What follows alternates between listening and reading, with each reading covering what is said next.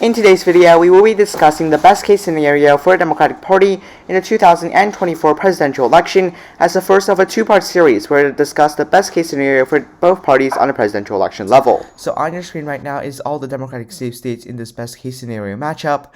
You can see the state of Colorado also considered safe, as Democrats did win the state by 13.5 points in 2020. I do expect Democrats could potentially, in the best case scenario, win the state by 15 points. But otherwise, the Republican states remain largely the same, but some of these traditionally safe Republican states like the state of Montana, Missouri, and Indiana in this matchup are considered likely. Now, because the Republicans are so far behind, I'm going to give them their likely states too. In the best case scenario for Democrats, I still believe Alaska and South Carolina are going to go for Republicans by likely margins. Though both of those states voted for Republicans by just 10 and 12 points respectively, I still believe that Republicans will be able to hang on by at least a likely margin of 5% if not more. Now, going to some of the lean states for the GOP. Really, they don't have much. Realistically speaking, I think that the states of Iowa and Ohio, however, will still go to the Republican Party. Although this is a best case scenario for the Democratic Party, I just don't think they're going to win the states of Iowa or Ohio. Both of these states voted for the Republican Party in 2020, specifically Donald Trump, by 8.2 and 8.1% respectively in Iowa and Ohio. And really, in 2024, they're going to trend even more to the Republican Party in a normal scenario. Now, in this best case scenario, maybe Democrats could revert some of the margins in some of the suburban areas. They can do better in the suburban areas, while revert some of the margins to the rural areas. Maybe to do less poorly in some of the rural areas.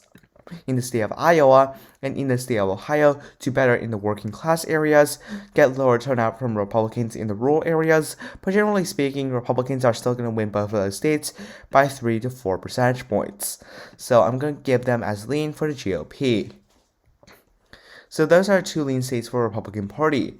Now looking at the Democratic Party, what are their likely states? Obviously, New Mexico and Virginia will still be considered likely states. Those are not super surprising. Virginia voted for Democrats by 10 points exactly, while for the state of New Mexico voted for Democrats by 11 points. Now, Virginia is trending blue, so I do expect Democrats in this scenario to win it by 14 points, but not quite a safe margin. I do believe that the state of New Mexico is not a state that's actually trending blue. Therefore, I believe Democrats will win the state by around 12 points. Not a bad margin, but not necessarily safe. So, for other likely Democratic states that we traditionally don't put on the map, Maine is still a state that we generally do put on the likely Democratic side, and it will definitely go for likely Democrat in this election, if not safe Democrat. Now, Minnesota, I've now moved it back to likely Democratic category on the presidential election map, even in a normal prediction. So I definitely think in this scenario, Democrats will be able to win it by upwards of 8 to 9 points. Now, pretty much speaking, the state is not really trending much in either direction. The rural areas are trending Republican, but if we look at the city areas in the Minneapolis suburban areas, these are areas that are actually trending Democratic. Biden did a lot better than Hillary Clinton in some of these counties. So, I do believe that Democrats should be able to win the state by 9 points in this matchup. Now, I don't think there's really much else, but the state of New Hampshire, I do believe the state will go to Democrats in this scenario by a likely margin. I don't think, again, this is too surprising. Biden did win the state by 7 in 2020. Although I believe the margin in 2024 in the normal prediction will shrink, Democrats should be able to win the state by close to 10 in this extremely favorable Democratic environment. I also think Nebraska second, because Biden did win the district by 7 points in 2020. It definitely makes sense to see him win the district by a likely margin in 2024, and the district is only slightly more Republican favorable. The final state I do think Democrats could win by a likely margin is the state of Michigan. The reason speaking is that Democrats did win the state by close to 3% in 2020. It's not entirely impossible that Joe Biden could technically overperform that performance by around 2.2 percentage points.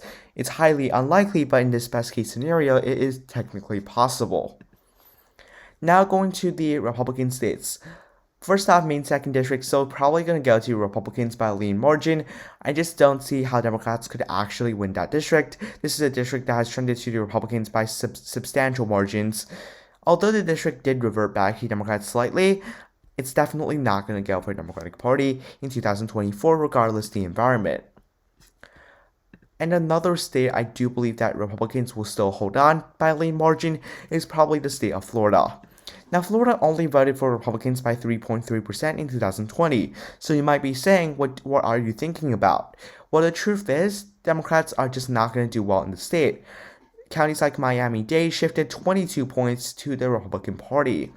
And Democrats only did better in a couple of the Panhandle counties, the Tampa, Orlando suburbs, and also Jacksonville. But Republicans did better in the majority Hispanic regions, especially in Broward County, Miami-Dade County, and Palm Beach County. Overall speaking, the state is trending Republican by heavy margins. In a normal election, I expect Republicans fully to win the state by a likely margin close to 10 percentage points. Even in this best case scenario, I do believe that Democrats will still lose the state by around 3, just like they did in 2020. I don't expect them to do much better than 2020 in this matchup. So that's going to be a lean state for the Republicans. Now for the states that are leaning for the Democratic Party. First off, I definitely do see that the state of Pennsylvania could go for Democrats by a lean margin. After all, Biden did win the state by 1.2%, so what's not to say that he could actually win the state by a larger margin in 2024. Now, I don't think that's the most likely scenario. I think he's going to win the state, but only by like 0.5%. Nonetheless, I don't believe that really Republicans are favored in the state regardless, so definitely there's a good argument that the state will be lean for Democrats rather than tilt.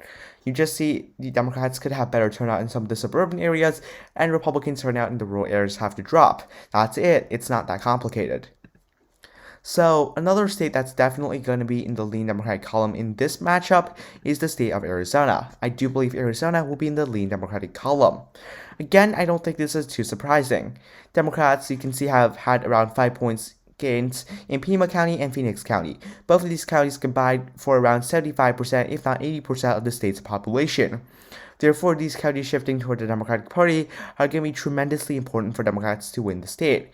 If these trends do hold, that means Democrats will win the state in 2024 by approximately 4%. And although I don't think that's going to actually occur, in this best case scenario, Democrats could definitely win the state of Arizona by somewhere around 4. I don't see Democrats doing better than Mark Kelly's performance in 2022. Nonetheless, I just don't think that Republicans are going to be able to win or even get that close in the state in this best case scenario for the Democratic Party. Now another state going to be in the lean Democratic column, the state of Georgia. This is a state that Joe Biden won in 2020. And overall, if you look at the trends, especially in the Atlanta area, you see that Democrats overperformed by around 10 points in the Atlanta suburban and urban regions. Specifically, Forsyth County plus 14 for Democrats, Cobb County plus 12 for Democrats, Gwinnett County plus 12 for Democrats, Rockdale County plus 15 for Democrats. You can see how Democrats did very well in those counties. You can see some rightward arrows, but these are in very small counties in the rural parts of the state. Democrats also did very well in the Savannah area. Now, if these trends hold, Democrats could actually win the state by a likely margin, but I don't think that's very likely. Democrats are kind of getting maxed out in some of these suburban regions. Now, in 2032, I can definitely see the Democrats winning the state by a likely margin, but in this particular race, I do believe in 2024, even a best case scenario, I do believe that Democrats will only win by somewhere around 3 to 4 points.